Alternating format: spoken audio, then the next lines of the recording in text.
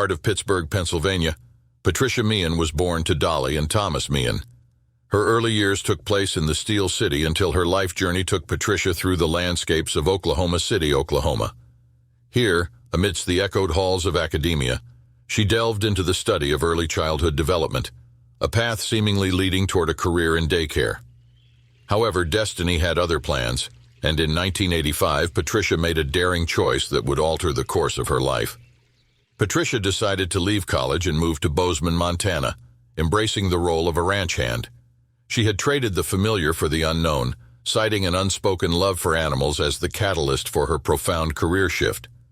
Amidst the shadows of Montana's breathtaking landscapes, Patricia found herself entangled in a web of odd jobs and ranch work, a silent struggle to sustain her newfound life.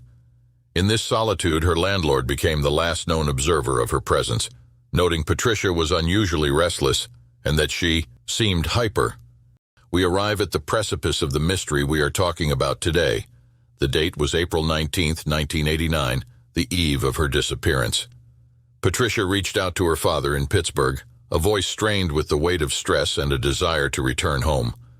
The next night, under the twilight sky of April 20, 1989, the winds of fate swept across Montana Highway 200, near the quiet town of Circle, Montana. A woman by the name of Peggy Bueller and her father, navigating the westward path, found themselves thrust into a chilling encounter. At 8:15 p.m., their world shifted as they witnessed an eerie spectacle, a vehicle hurtling down the wrong side of the road. Peggy Bueller, instinctively swerving onto the shoulder, narrowly escaped a head-on collision. However, the unfolding drama continued as the other vehicle collided with the car trailing behind, a vehicle driven by off-duty police dispatcher Carol Heights. Miraculously unharmed, Heights emerged from the wreckage, only to find herself face-to-face with a chilling sight. A blonde woman, seemingly detached from the reality of the crash, emerged from the wreckage of her vehicle and walked up to Carol Heights. Her gaze, penetrating and otherworldly, locked onto Heights without uttering a single word. Carol would later say that it was as if she were looking right through me. Peggy Bueller and her father, both witnesses to this surreal encounter, remained on the roadside, captivated by the unfolding events. The blonde woman then turned and gracefully climbed over a fence. From the opposite side of the fence, she continued to stand and blankly stare at the scene of the accident. It was as if time stood still as the unidentified woman lingered, a haunting presence on the periphery of the accident. Then, as mysterious and surreal as this whole scene was, the blonde woman walked away into the vast expanse of an empty field, swallowed by the obscurity of the night. Bueller wasted no time and drove into town, seeking a lifeline through the nearest phone. Meanwhile, her father remained with Heights at the crash site. As the authorities arrived, the unsettling truth unfurled. There was no sign of the mysterious woman, but the driver was none other than Patricia Meehan, a revelation unearthed through a simple Department of Motor Vehicles database search of her license plate number. In the aftermath of the baffling crash, law enforcement embarked on a trail fraught with uncertainty. The starting point of the search began at a desolate field, approximately 3/4 of a mile away from the site of the collision. There, amidst the eerie quiet, police unearthed a trail of tennis shoe tracks, a path believed to belong to Patricia Meehan.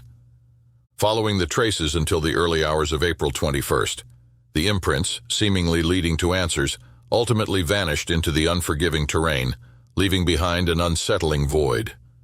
The Meehan family arrived in Montana shortly after learning of their daughter's disappearance, determined to unravel the mystery. They distributed over 2,000 missing person flyers throughout the area, pleading for any clue that could help find Patricia. Local volunteers, mounted on horseback and navigating the rugged landscape on ATVs, scoured the mountains and terrains surrounding the crash site. The Meehan family employed a helicopter to survey the vast expanse below. Yet, despite the collective efforts, the mystery persisted, eluding the grasp of those who sought answers. Abandoned coal mines became the focus of searches, each crevice examined in the hope of revealing Patricia. However, the shadows concealed their secrets, and Patricia Meehan remained in the vastness of Montana. The crash site near Circle, nearly 400 miles from Meehan's home in Bozeman, added another layer of perplexity. Why was she there, and what prompted Patricia to make this journey?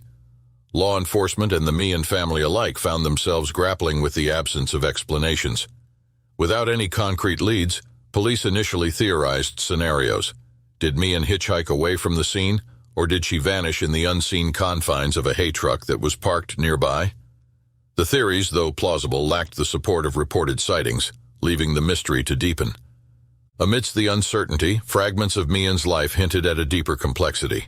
Her mother revealed that she battled depression and had sought solace in the counsel of a psychologist, an appointment scheduled for the morning of April 21st, a detail that added another layer to the unfolding narrative.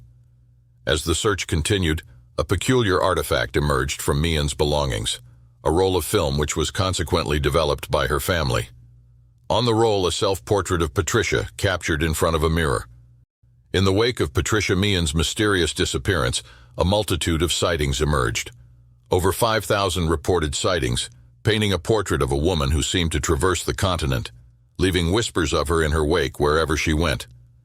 On May 4, 1989, in Luverne, Minnesota, a police officer claimed to have glimpsed Meehan inside a Hardee's restaurant. There, she sat alone, immersed in solitude, drinking water for over 5 hours until the restaurant's closing.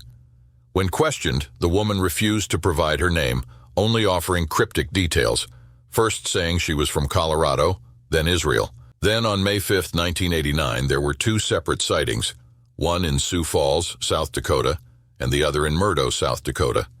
In the former, a waitress reported Meehan lingering in a truck stop diner from midnight to mid-morning, while in the latter, another waitress observed her in the company of a mysterious man late into the night. May 19, 1989 brought the intrigue closer to home. A waitress near Patricia Meehan's Bozeman residence reported that she had a hurried breakfast, saying she had to go shopping at 9 a.m., continued by disorientation and talking to herself. As the week unfolded, another reported sighting emerged at a horse auction in Billings, Montana. The odyssey persisted into Washington state on May 30, 1989, as a truck driver encountered a woman resembling Meehan on Interstate 90. Declining a ride, she spoke of a broken-down car and the quest for a phone. A week later in Tacoma, Washington, another sighting surfaced, with a Port of Tacoma employee recounting a meeting with a woman seeking directions to Aberdeen at a truck stop. By June 1989, over 25 sightings had been reported of Patricia Meehan. 3 were confirmed by police, yet Patricia Meehan remained missing.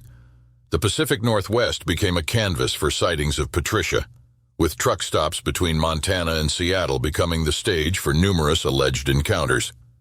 Her sister and ex-boyfriend also lived in Washington state at the time, so it was thought she may have attempted to go there. As we conclude this perplexing chapter in the tale of Patricia Meehan, the echoes of mystery reverberate through the annals of the unknown.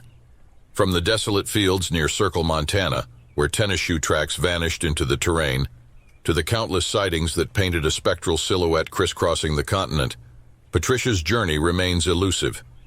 The threads of this enigma, woven through the accounts of witnesses and the efforts of law enforcement, form a tapestry that defies easy interpretation. As we navigate the twists and turns of this mysterious narrative, one thing remains certain. Patricia Meehan's tale is a testament to the inexplicable nature of the human experience. Whether she ventured into the night, leaving only footprints in the fields, or became a fleeting presence in truck stops and diners across the country, the enigma endures. The search for Patricia Meehan, a daughter, a sister, a mysterious figure in the night, continues to beckon to those who seek resolution. In the void of answers, we are left with the haunting echoes of a story that transcends the tangible, inviting us to ponder the depths of the unknown and the resilience of mystery in the face of time. Thank you for joining us for another episode of Fireside Unsolved. If you haven't already, please like and subscribe to help the channel grow. Until next time, take it easy and be easy, you filthy bastards.